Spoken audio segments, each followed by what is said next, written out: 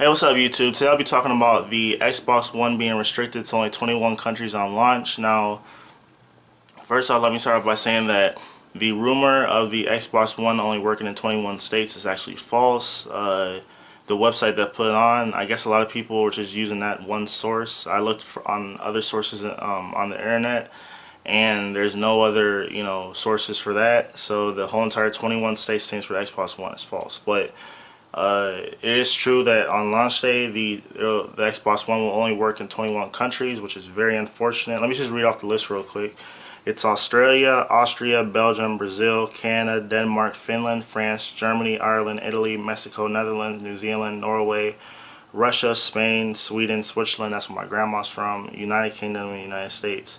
Now, I feel like, living in the United States, I'm still not going to buy the Xbox One anyways because it's just too many restrictions on it, and just looking at the PlayStation 4, I mean, it's dominating it right now. But I think that that's a bad move for Microsoft because it's already just so much backlash against the Xbox One, and for them to shrink the market or the countries where it's released in Japan, that's one of the countries where it's you can't buy it at or whatever, and I think that's unfortunate because Japan's one of the biggest gaming markets in the world. But Microsoft, they're just don't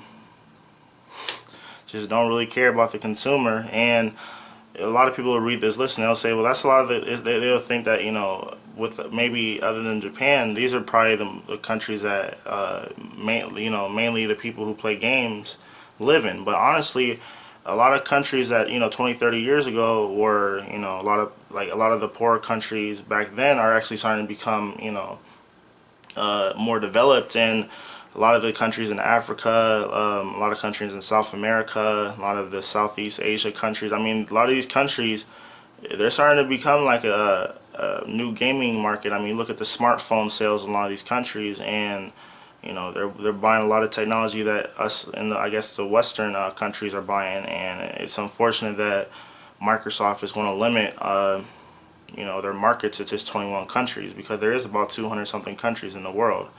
And just off this list alone, this list would probably only be like maybe 1 in 6 people on this planet, maybe about maybe 1 in 6 people if you add up probably around the populations or whatever. But and then China and India is not on the list, and so I don't know. It's Microsoft is just making a lot of bad decisions because it's I don't know. It's like they're being run by a bunch of crazy people or something. But I think that they should definitely try to have it where it can work in all regions. It can work everywhere, even though it's a piece of crap. And I'm pretty sure the PlayStation 4 is going to be working in pretty much every country when it's released. But for them to eliminate their market like that is very unfortunate. And that's all I gotta say today. Thanks for watching.